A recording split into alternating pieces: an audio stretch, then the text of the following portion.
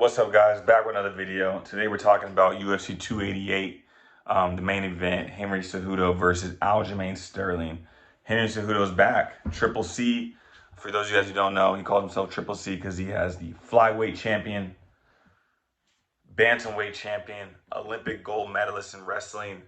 Arguably, and Triple C does say this, arguably you can say he has the best resume of any athlete, any mixed martial artist, in terms of just straight accomplishments, right? We don't have to talk about wins and losses, but just straight accomplishments. He held 2 belts simultaneously. Only 3 other people in the UFC have done that outside of him, which is Cormier, Amanda Nunes, and of course Conor McGregor. But also Olympic gold medalist in wrestling. I mean, honestly, I don't know.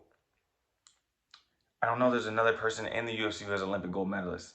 I don't even know if Daniel Cormier has an Olympic gold medalist in wrestling.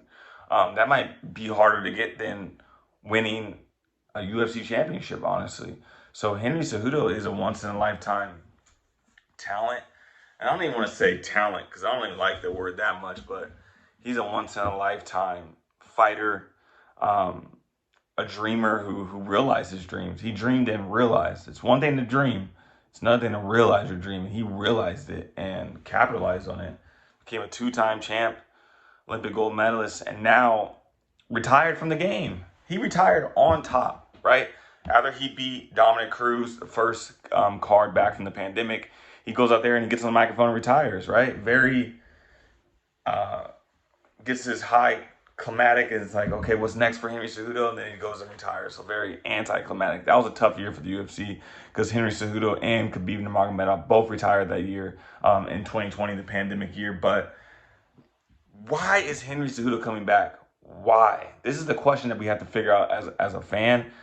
And this is the question that we must know to understand what might happen in this fight on Saturday. Why is Henry Cejudo saying, I'm lacing up the 4-ounce gloves again, and I'm going to go back into the UFC and go win a belt I've already had before.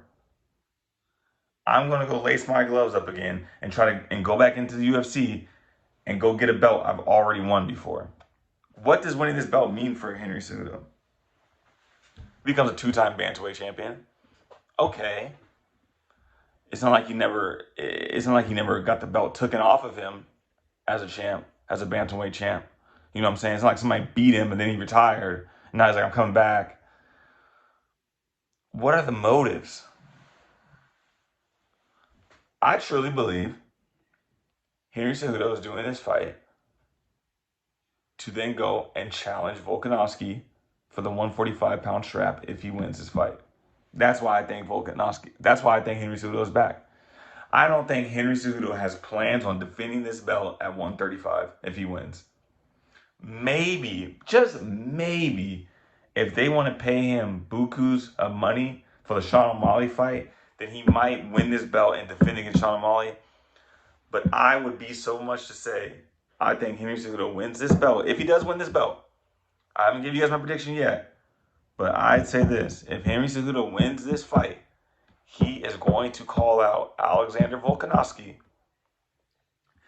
And if he's capable of beating Alexander Volkanovski, Henry Cejudo will be the first UFC champion to ever become a champion in 3 different weight classes while simultaneously holding a belt in 2 of those 3 weight classes, right? So at one point, he was a 135-pound champion, 125-pound champion. He became the 135-pound champion and the 145-pound champion. Now, will the UFC let him do that if they know he's not going to fight much longer after? Because you hold up 2 weight divisions, you're not going to fight at all, right? So